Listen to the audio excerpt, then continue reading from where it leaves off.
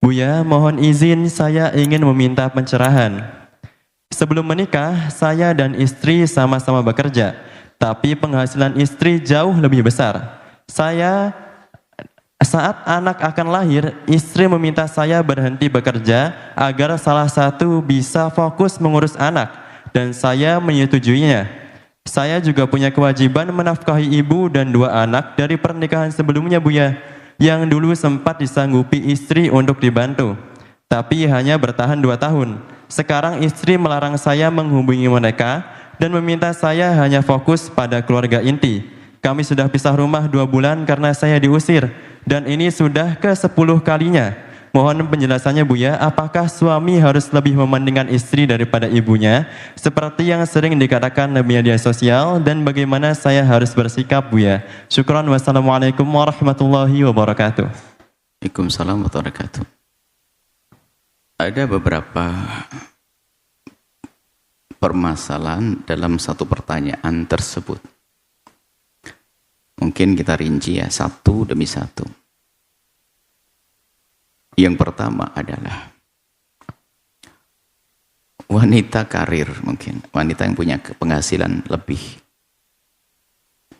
Kami ingatkan kepada para wanita yang diberi oleh Allah, diuji oleh Allah dengan kemudahan mencari rizki, sementara suaminya tidak. Atau iya, suaminya sudah oke rizkinya, tapi sang istri punya keahlian lalu dia mencoba berkarir bisnis. Ini pembahasan khusus bahwasanya perempuan mencari rizki bukan dilarang. Biarpun pada dasarnya yang mencari rizki adalah sang suami, istri cukup cantik di rumah. Makan, macak, mapan, sudah tidur, dandan sama makan, itu istri. Di rumah, aslinya seperti itu. Cuman kalau seandainya seorang istri ingin berusaha mencari rezeki, bukan dilarang, tentu dengan rambu-rambu. Yang pertama adalah tentu restu sang suami. Izin sama sang suami, tapi izin yang benar, bukan izin yang menyeramkan. Kalau izin menyeramkan ya bukan minta izin namanya, ngancam, bang, ini selalu kurang, utang banyak, tagihan nggak beres, ini itu dan sebagainya. Nah, saya mau kerja, izin enggak? Nah ini, ya, gitu ketakutan suami. Ngomong yang baik, abang, kalau saya kerja bagaimana kira-kira? Minta pendapat yang baik. Ini demi keridhaan Allah dan Rasulnya. Anda tidak usah sombong, hai perempuan. Anda akan mulia dengan pencerahan hari ini. Coba. Berbisnis bukan dilarang. Anda sebagai wanita. Pertama, izin suami. Yang kedua, pekerjaan Anda adalah pekerjaan yang terhormat. Tidak bakal merusak hati Anda karena mungkin sering urusan dengan laki-laki. Hati-hati. Pokoknya menjadikan Anda terhormat. Kerjaan terhormat. Yang ketiga, pekerjaan Anda halal. Kalau kerja haram juga ngapain? Yang keempat, tidak meninggalkan pekerjaan yang lebih penting. Yang lebih penting urusan keluarga dan sebagainya, anak. Selagi itu aman, izin suami, pekerjaannya terhormat, halal, tidak menjadikan teledor urusan kewajiban yang lebih penting. Yang kelima ini jauh lebih penting. Pastikan bahasanya ini, dirimu bisa semakin tawadhu, tidak menjadi sombong. Sebab ini rata-rata perempuan itu kan aslinya lembut, lemah, lembut, yang dikasih sayangi. Sehingga perempuan ini, yang lembut ini, seperti lemah lembut itu. Sehingga di saat mulai sedikit bisa itu mudah berubah cara berpikirnya. Sehingga di saat seorang istri mulai bisa, itu yang tampak biasanya muncul sedikit sombong. Bahkan bisa banyak sombong. Kalau ngomong sama orang bisa lembut, tapi sama suami mulai ngangkat suara. Karena merasa dia gajinya lebih tinggi. Berarti ini awal kehancuran rumah tangga. Kalau Anda menjadi seorang wanita karir, pastikan Anda semakin tawadhu. Karena ujiannya adalah semakin sombong. Sehingga kalau semakin sombong ini, kalau punya masalah sedikit, yaitu tadi mungkin ngusir suami dan sebagainya, atau bahkan, mohon maaf, mudah minta cerai. Dan karena dia punya uang sehingga bisa ngurus perceraiannya. Sehingga banyak janda-janda itu adalah karena dia kaya, hati-hati. Karena dia banyak duit lalu dia ingin mencerai seenaknya sendiri. Setelah itu baru menyesal. Ini nasihat indah buat para wanita. Padahal kalau dia lagi nggak punya uang, punya permasalahan dengan suami, diem sedikit, sabar, besok langsung hamil positif hamil kembar 3. Tapi gara-gara dia punya duit langsung marah. Aku bisa kok. Nah, ini, aku bisa. Cerai enggak apa-apa. Ayo, bisa, ayo. Waduh, serem sama suaminya. Padahal dalam rumah tangga biasa percekcokan. Sehingga itulah wanita. Dan alhamdulillah dalam Islam itu sebetulnya kan seindah-indah cara yang diambil. Yang berhak mencerai itu kan suami, istri enggak. Kalau seandainya hak cerai diberikan pada perempuan, mungkin nikah seminggu sudah cerai. Sebab perempuan tuh modelnya dikit-dikit minta cerai, dikit-dikit minta cerai, dikit-dikit minta cerai. Cuman itu bahasa perempuan. Bahasa perempuan, maka laki-laki Anda harus paham dengan bahasa perempuan. Bahasa perempuan tuh begitu. Karena orangnya lembut. Mubalaghah dalam bahasa itu berlebihan dalam mengungkapkan karena kosakatanya terbatas. Jangan khawatir, Anda. Jadi mau ngomong laki itu nggak bisa. Seperti halnya seorang suami mungkin punya kegiatan rutin ngajak istrinya jalan-jalan setiap hari apa, pekan keberapa, hari Ahad misalnya jalan-jalan. Padahal setiap hari juga begitu rutin, jalan-jalan, jalan kaki deh gitu, ke kampungnya atau apa gitu. Setiap minggu, setiap Sabtu, setiap minggu terus. Pas tidak tahu di tahun keberapa ini sang suami sibuk. Di saat sang suami sibuk, sudah nggak bisa di minggu pertama. Ayo yang jalan yang, aduh ini boleh, iya maafin. Minggu keduanya, nggak lagi. Minggu ketiga, tetap nggak bisa. Istri mulai marah. Sibuk terus. Nggak pernah bless diajak jalan-jalan. Bless. Ada tambahnya bless. Padahal setiap hari jalannya hanya 3 kali. Anda suami jangan gampang marah. Itu bahasa perempuan ingin mengungkapkan sesuatu, bahwasanya itu berat. Tapi artinya bukan itu. Sama, mohon maaf para bapak. Anda kalau ada seorang istri punya kelebihan dan sebagainya, atau istri tiba-tiba minta cerai, tolong cerai saja. Anda harus cerdas sebagai laki-laki. Sebetulnya kalimat yang diungkapkan kalimat cerai. Tapi artinya bukan. Artinya apa? Ayo berubah bang. Jangan gitu terus bang. Gitu. Anda harus paham laki-laki. Langsung, ya sudah cerai. Ya laki-laki bodoh dia. Perempuan itu sebenarnya ingin mengungkapkan kalimat agar suaminya berubah, tapi nggak mampu dia. Barangkali suaminya terlalu keras kepala. Sehingga cerai saja kalau gini. Tak kuat saya. Ya maksudnya, ayo berubah bang. Bukan cerai beneran. Anda berubah beres. Baik, ini perempuan, kalau punya kelebihan biasanya mudah minta cerai. Mulai muncul kesombongan. Sewenang-wenang, ngusir suami dan seterusnya. Seperti dalam kisah yang disebutkan. Fahami wahai wanita. Anda boleh bekerja, menjadi nafkah, tapi pastikan Anda seperti perempuan pada sahabat Nabi, zaman sahabat Nabi, wanita karir hebat, cerdas. Saya ambil ini penting sekali karena banyak wanita hari ini juga bekerja bantu suaminya. Tapi kalau tidak punya bekal ini, na'udzubillah, mulai dari na'udzubillah, minta cerai atau diam-diam melakukan keharaman, seenaknya sendiri dan sebagainya, perilakunya tidak santun, merusak keluarga pada akhirnya. Anak tidak hormat lagi. Sengaja kami panjangkan jawab ini, karena nanti ada hubungannya dengan bagaimana dengan orang tua. Pada zaman Nabi ada seorang perempuan yang ngadu ke Rasulullah, ya Rasulullah suamiku itu melarat, nggak punya uang, nggak pernah ngasih nafkah ke saya. Ya karena nggak pernah beri nafkah, Nabi ya bertanya, selama ini kamu gimana? Ya dijawab, kami bisa makan, saya ada sih. Cuman masa selama pernikahan kok saya nombokin terus? Ya Rasulullah, nombokin saya. Karena yakin betul baginda Nabi kalau perempuan ini memang tidak beri nafkah, Nabi memberi jawaban dengan jawaban fikih. Kalau memang suamimu tidak bisa beri nafkah, Bu, maka kamu tidak dosa, alias kamu boleh minta cerai. Ini hadis. Jadi kalau seorang istri tidak diberi nafkah oleh sang suami, maka dia boleh minta cerai. Mendengar hadis begini, ini perempuan langsung terbelah jadi 2. Yang satu bodoh, yang satu cerdas. Yang bodoh langsung pikirannya, oh cerai. Langsung pikiran cerai. Senyum-senyum ngomong cerai. Padahal hadis itu ada lanjutannya. Perempuan ini cerdas, makanya dia di saat dipilih, kamu boleh minta cerai. Mikir, masa segampang itu? Ada pilihan lain ya Rasulullah? Ada. Pilihan yang kedua adalah, engkau yang mencukupi suami dan anakmu, maka saat itu engkau mendapatkan pahala berlipat-lipat. Muncullah wanita cerdas lalu berkata, ya Rasulullah, aku pilih yang kedua saja. Yang pertama langsung bablas ke mahkamah, mentang-mentang punya duit. Loh ini ada kisah begini. Di sisi lain, hei para suami, Anda punya kewajiban beri nafkah. Tidak boleh Anda ongkang-ongkang. Istri suruh kerja, Anda enak-enakan pengajian. Ada loh ya kejadian di sini. Kejadian di sini saya contohkan, mungkin orangnya ada. Sudah tobat barangkali. Ya ada ibu-ibu ngadu, Bu ya suami saya soleh banget, ngadu, soleh banget, alhamdulillah soleh banget, masya Allah rajin sholat, rajin pengajian, masya Allah. Terus, cuman ya itu Bu ya, nggak pernah cari nafkah, kerjanya pengajian, hadir majelis sana sini pengajian. Terus saya yang suruh ke pasar, ya saya langsung ngomong, oh salah berguru, ngajinya di mana? Bu ya, ngajinya di Al-Bahjah. Waduh, nggak bener ini. Dan dia termasuk paling depan loh Bu ya barisannya. Bukan ini loh ya. Karena dia paling rajin. Males cari nafkah, istrinya suruh ke sana, alasannya pengajian. Nggak bener itu. Kata ibu-ibu paling termasuk depan, barisan depan. Bukan ini tapi pokoknya depan. Dia rajin ngajinya. Masya Allah kalau ngaji. Wah, semangat. Tapi dia dungu, tidak mencari nafkah. Alasannya ngaji. Istrinya istri yang baik, polos, nggak berani melarang. Pengajian, hadir majelis Buya Yahya.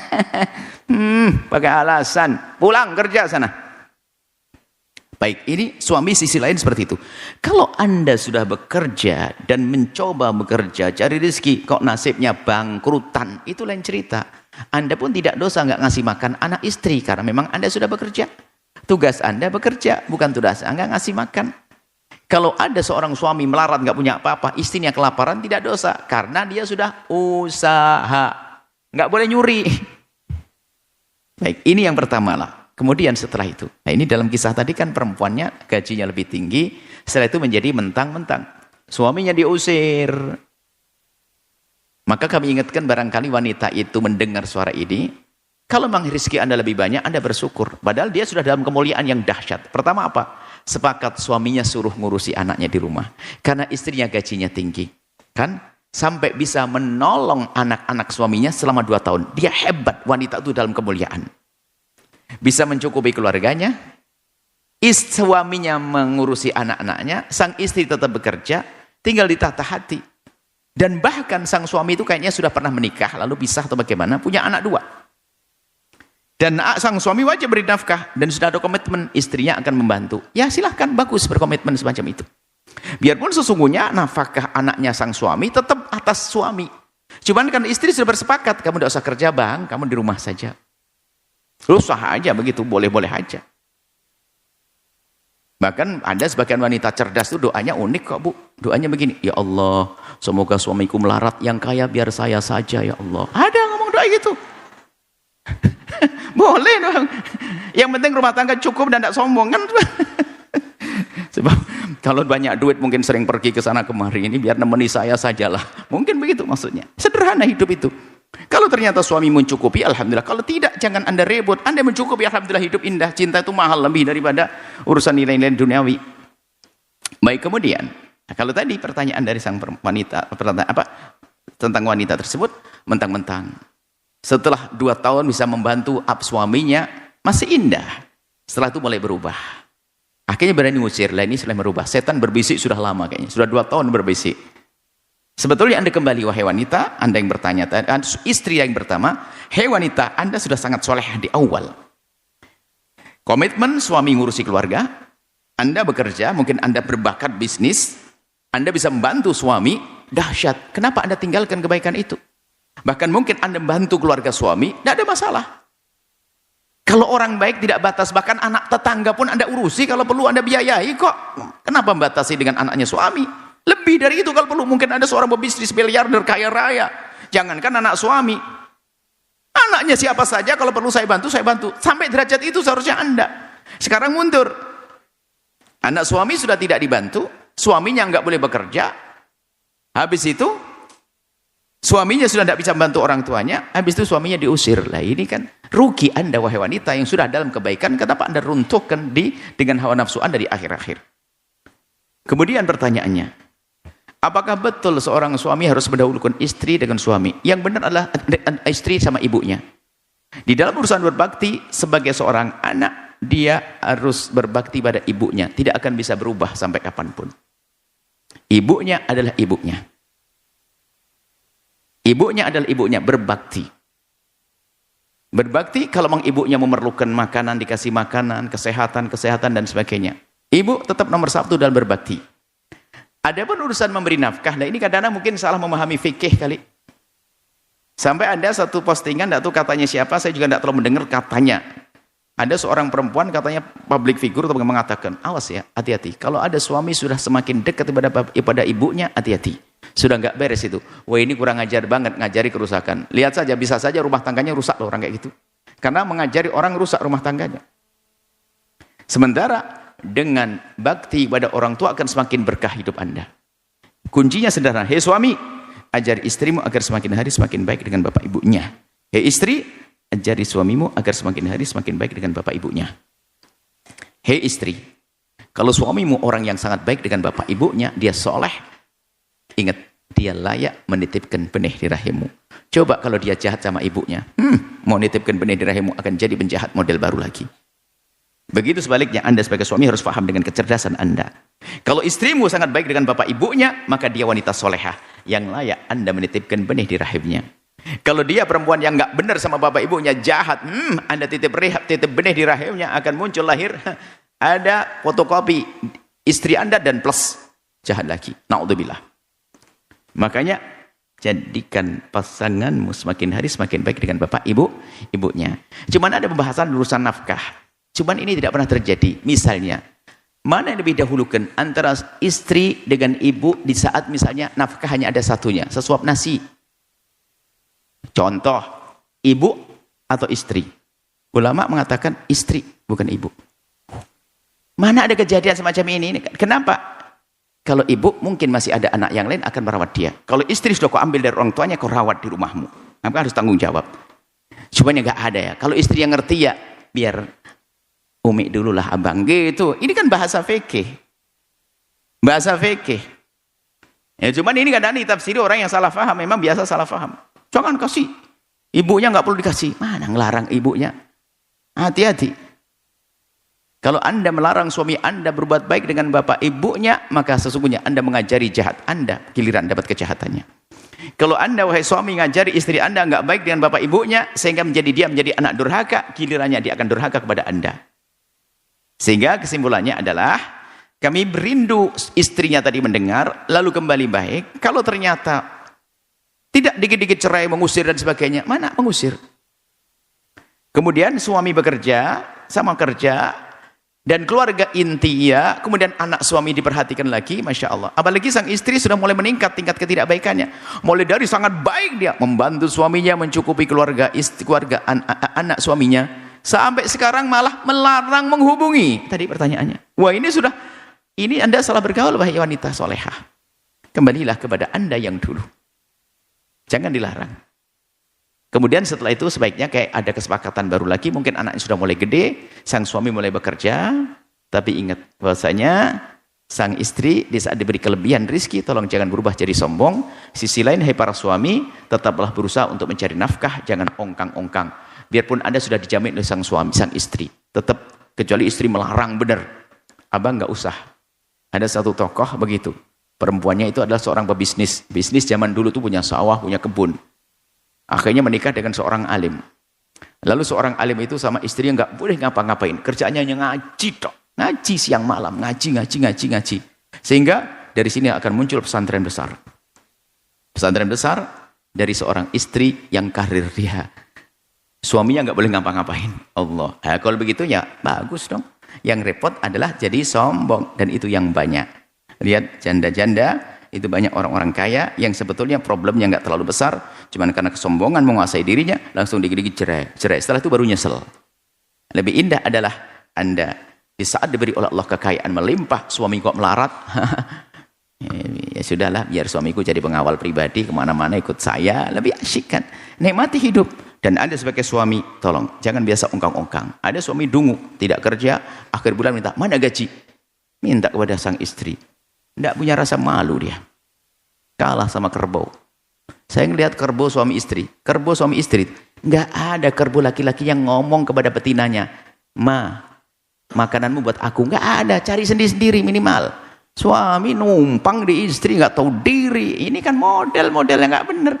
Cuman Anda sebagai seorang istri yang baik. Suami membutuhkan ada bantu, suami fakir ada bantu, tapi kami ingatkan kepada seorang suami, Anda harus tetap berusaha. Kalau ternyata Anda gagal, Anda sudah tidak dosa di hadapan Allah. Berusaha semaksimal mungkin. Ongkang-ongkang alasannya hadir majelis taklim, ikut ustadz ini, ikut ustadz itu, padahal dia tahu pemalas. Ini ada gayanya. Makanya saya kadang-kadang sedikit bertanya ini, orang kok ngikut terus sama ustadz fulan yang ngikut ini urusan istrimu bagaimana? Jangan-jangan kamu lari daripada kerja, dekat sama ustadz, hanya untuk cari bempernya ustadznya. Insya Allah semuanya baik. Suami yang baik. Kemudian ibundamu, ayahandamu. Sederhana rumusnya ya. Kalau ibu tadi yang ditanyakan tadi, dengar omongan kami, setelah itu akan berpikir, akan membantu suaminya agar tetap baik kepada keluarganya, anak-anaknya, dan juga ibunya. Dan suami yang baik akan selalu mengajari istrinya agar baik dengan orang tuanya, keluarganya, indah, hidup penuh dengan keberkahan, bahagia dunia hingga kelak di surga. Wallahu a'lam bishawab.